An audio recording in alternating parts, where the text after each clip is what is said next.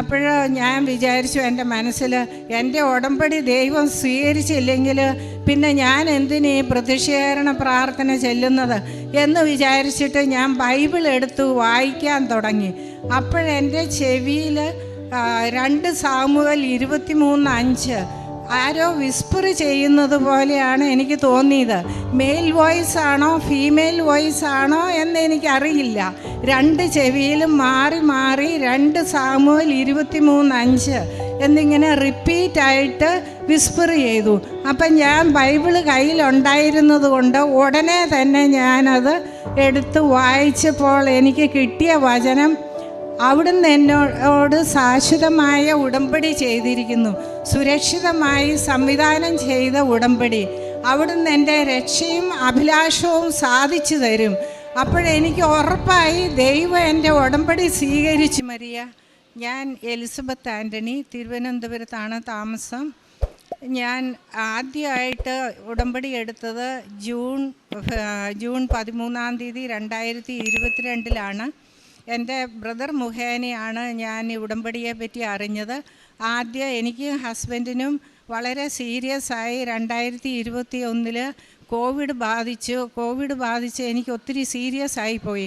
എൻ്റെ ബ്രദർ ഉടമ്പടി എടുത്ത ആളായിരുന്നു. എൻ്റെ ബ്രദറും സഹോദരിമാരും എനിക്ക് വേണ്ടി വീഡിയോ കോളിലൂടെ പ്രാർത്ഥിച്ച്, ബ്രദർ നെറ്റിയിൽ ഉടമ്പടി എടുത്ത ആളായതുകൊണ്ട് നെറ്റിയിൽ തൈലം പൂശിയിട്ടൊക്കെയാണ് പ്രാർത്ഥിച്ചുകൊണ്ടിരുന്നത്. അതിശയമായ വിധം എനിക്ക് ഒത്തിരി സീരിയസ് ആയിട്ടിരുന്ന എനിക്ക് യാതൊരു സൈഡ് എഫക്ട്സും ഇല്ലാതെ ഒത്തിരി സീരിയസ് ആയിരുന്നു. 48% മാത്രമേ എൻ്റെ ലങ്സ് കപ്പാസിറ്റി ഉണ്ടായിരുന്നുള്ളൂ. അമ്മ മാതാവിൻ്റെ മധ്യസ്ഥത കൊണ്ട് എൻ്റെ ബ്രദർ അന്ന് ഉടമ്പടി എടുത്ത് തൈലം നെറ്റിയിൽ പൂശി വീഡിയോ കോളിലൂടെ പ്രാർത്ഥിച്ച് അത്ഭുതകരമായ വിധം എനിക്ക് ഒരു സൈഡ് എഫക്ട്സും ഇല്ലാതെ ഞാൻ കോവിഡിൽ നിന്ന് പുറത്തു വന്നു.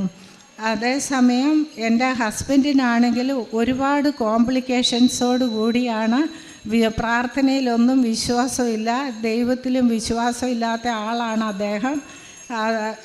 പ്രാർത്ഥിക്കുമ്പോഴെല്ലാം എൽസി പ്രാർത്ഥിച്ചോ എന്ന് എന്നോട് പറയും.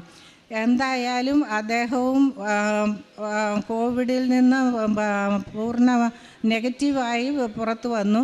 അങ്ങനെ ബ്രദറിൻ്റെ നിർദ്ദേശപ്രകാരമാണ് ഞാൻ ജൂണിൽ നമ്മൾ നാട്ടിലേക്ക് തിരിച്ചു വന്നപ്പോൾ ഉടമ്പടി എടുത്തത്. എൻ്റെ ഹസ്ബൻഡിന് തീർത്തും ആ കോവിഡിന് ശേഷം സെൽഫ് കോൺഫിഡൻസ് മൊത്തം നഷ്ടപ്പെട്ടു.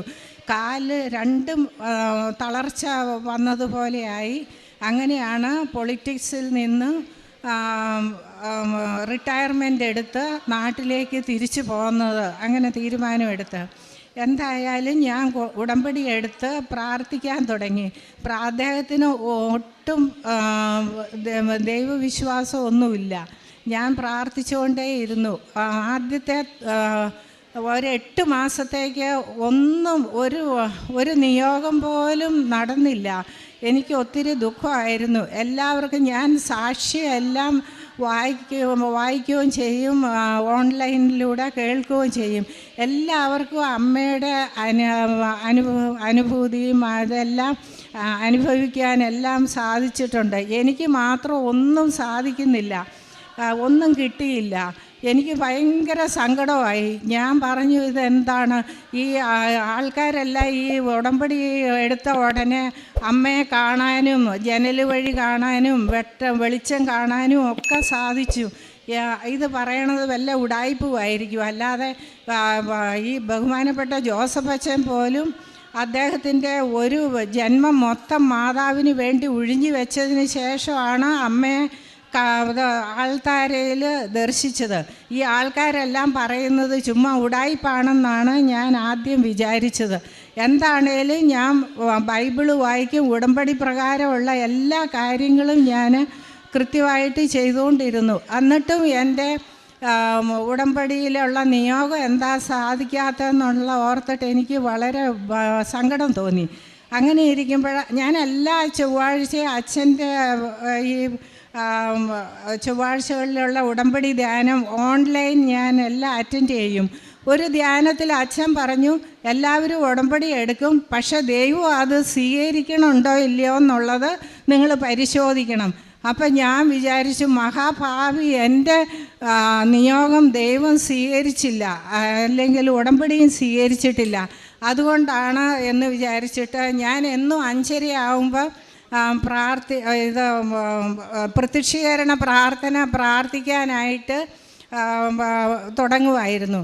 അപ്പോൾ ഞാൻ വിചാരിച്ചു എൻ്റെ മനസ്സിൽ എൻ്റെ ഉടമ്പടി ദൈവം സ്വീകരിച്ചില്ലെങ്കിൽ പിന്നെ ഞാൻ എന്തിനീ പ്രത്യക്ഷീകരണ പ്രാർത്ഥന ചെല്ലുന്നത് എന്ന് വിചാരിച്ചിട്ട് ഞാൻ ബൈബിൾ എടുത്ത് വായിക്കാൻ തുടങ്ങി.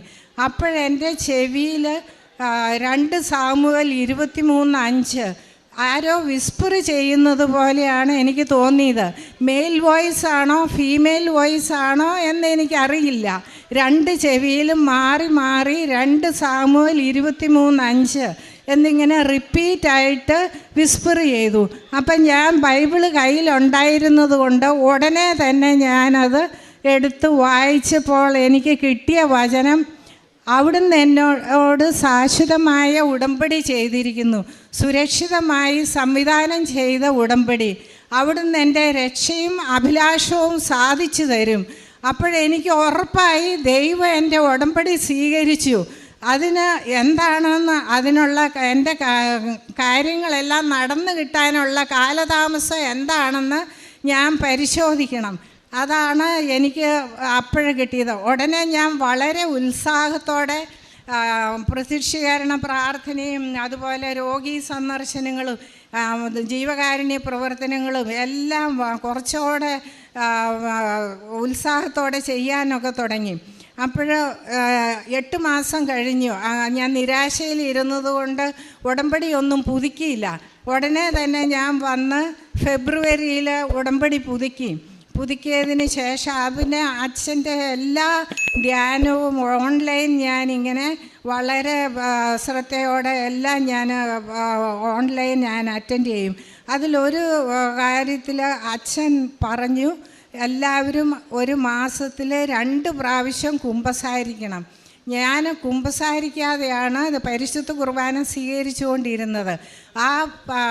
ഒരിക്കൽ 2 വർഷം മുമ്പ് ഒരു കുമ്പസാര കോൺട്രവേഴ്സിയൊക്കെ വന്നപ്പോൾ എനിക്ക് അച്ഛന്മാരെ പറ്റിയൊക്കെ പുച്ഛമായി. പിന്നെ ഞാൻ കുമ്പസാരിക്കാനൊന്നും കൂട്ടാക്കാതെ ഞാൻ എല്ലാ പ്രേക്ഷിത വേലയൊക്കെ കൃത്യമായിട്ട് ചെയ്തെങ്കിലും എനിക്ക് അച്ഛൻ അങ്ങനെ പറഞ്ഞു, എല്ലാവരും 1 മാസത്തിൽ 2 പ്രാവശ്യമെങ്കിലും കുമ്പസാരിക്കണമെന്ന്.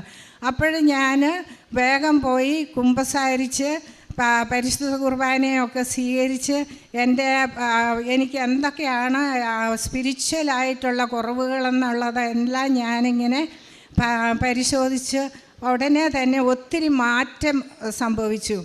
എൻ്റെ ഹസ്ബൻഡിന് ദൈവവിശ്വാസമൊന്നുമില്ല.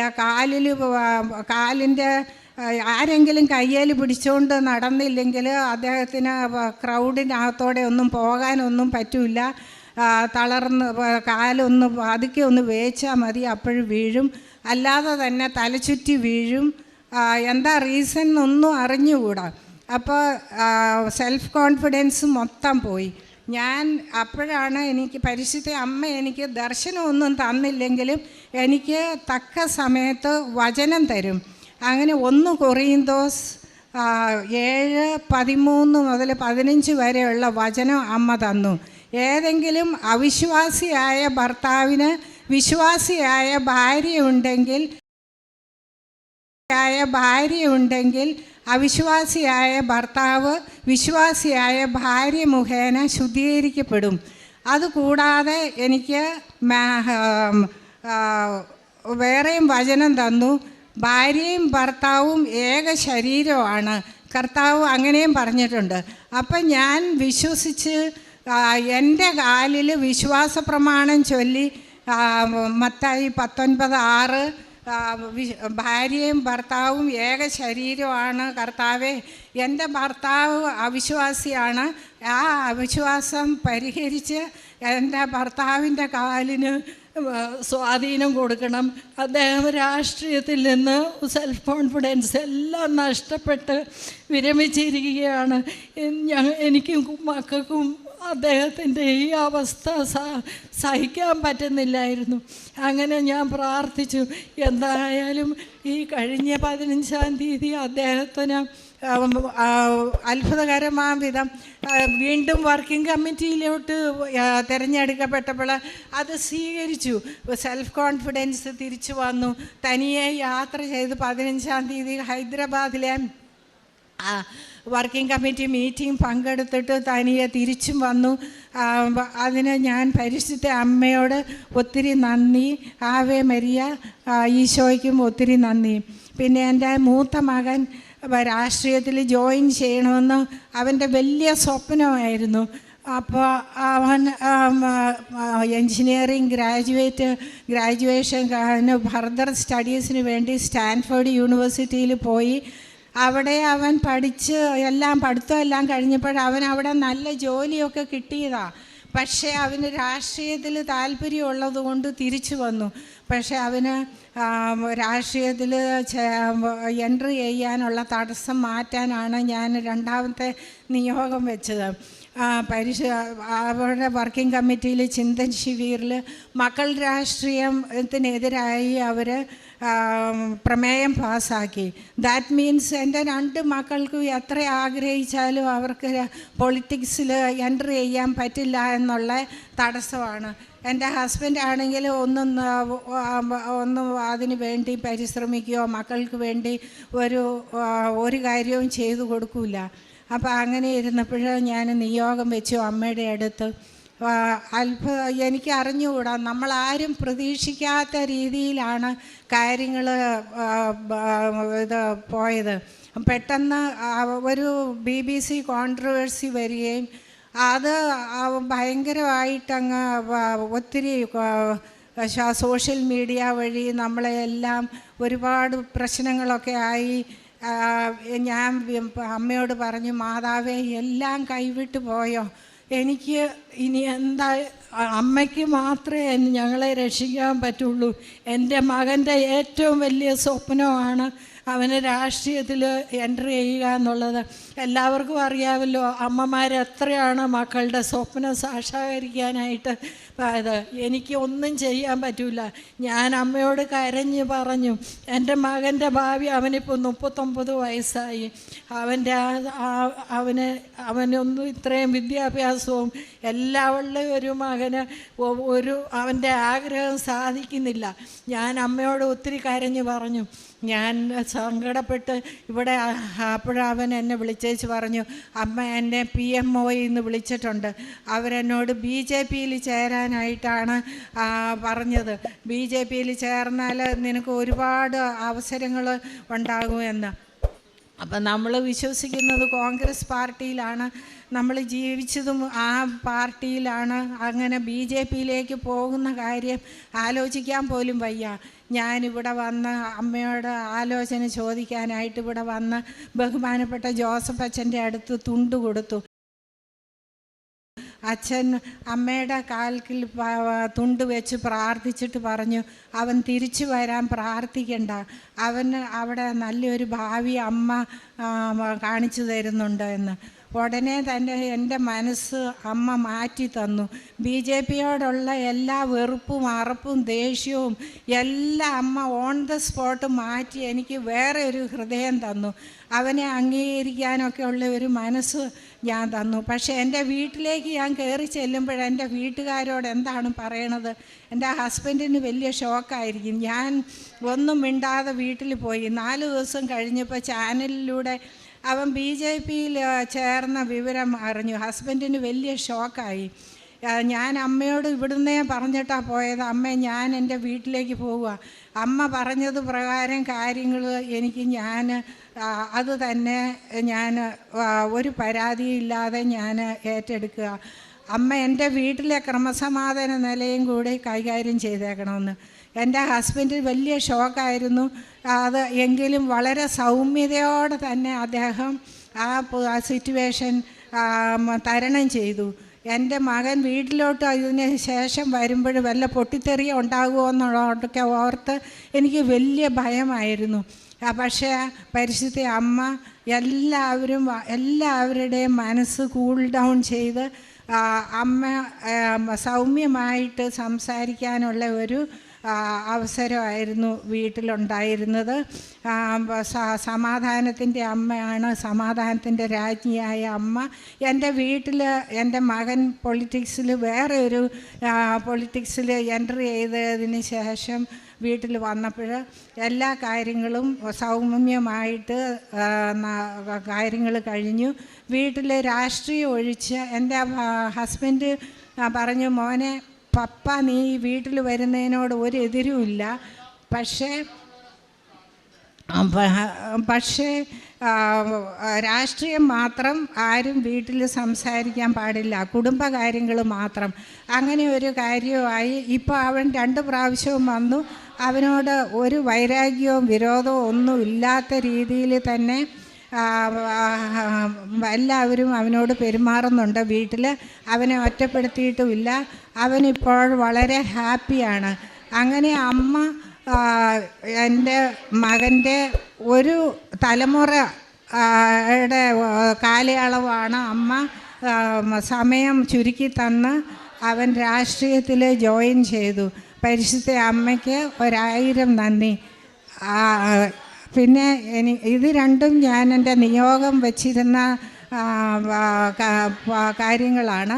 പിന്നെ എനിക്ക് 3-4 വർഷമായിട്ട്, കുറേ വർഷമായിട്ട് എനിക്ക് പെടലി വേദനയും നടുവേദനയും ഉണ്ടായിരുന്നു. ഒരുപാട് ഫിസിയോതെറാപ്പിയും പിഴിച്ചിലും കിഴിയൊക്കെ ചെയ്തതാണ്. പക്ഷേ എനിക്കത് മാറുന്നില്ല. ഇടയ്ക്കിടയ്ക്ക് അത് വളരെ സിവിയറാകും.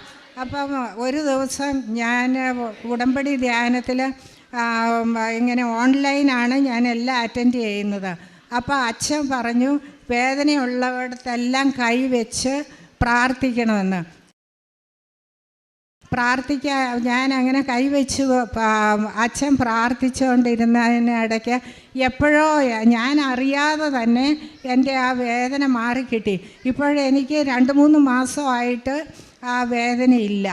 പിന്നെ ഞാൻ പ്രേക്ഷിത വേല ചെയ്യാനായിട്ട് പോകുന്ന ഇടത്ത് ഈ വയസ്സായ കിടപ്പായിട്ടുള്ള ആൾക്കാരെ ചെന്ന് സന്ദർശിക്കും.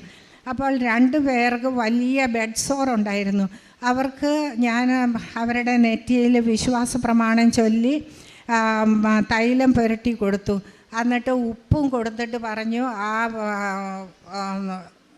വൂണ്ടുള്ളയിടത്ത് ബെഡ് സോർ ഉള്ളയിടത്ത് ശകലം ഒരു നുള്ളി ഉപ്പും കൂടെ ഇട്ടിട്ട് അത് തുടച്ചൊക്കെ കൊടുക്കണമെന്നൊക്കെ പറഞ്ഞ് വിശ്വാസ പ്രമാണമൊക്കെ ചൊല്ലി ഉപ്പും കൊടുത്തു. എന്നിട്ട് അവർക്ക് എനിക്ക് ഒരു കുപ്പി അല്ലേ ഉള്ളൂ, അവർക്ക് ഒരു കുപ്പി മൊത്തം തൈലമൊന്നും കൊടുത്തിട്ട് പോരാൻ പറ്റില്ലല്ലോ. ഞാൻ പ്രാർത്ഥിക്കാൻ പോകുന്നിടത്തൊക്കെ ഈ തൈലം നെറ്റിയിൽ പുരട്ടിയിട്ട് ഞാൻ വിശ്വാസ പ്രമാണം ചൊല്ലി പ്രാർത്ഥിക്കും.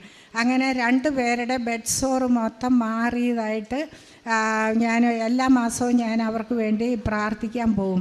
അപ്പോൾ അങ്ങനെ കംപ്ലീറ്റ് മാറിയതായിട്ട് പറഞ്ഞു. ആവേ മരിയ, ദൈവത്തിന് നന്ദി. Ave Maria.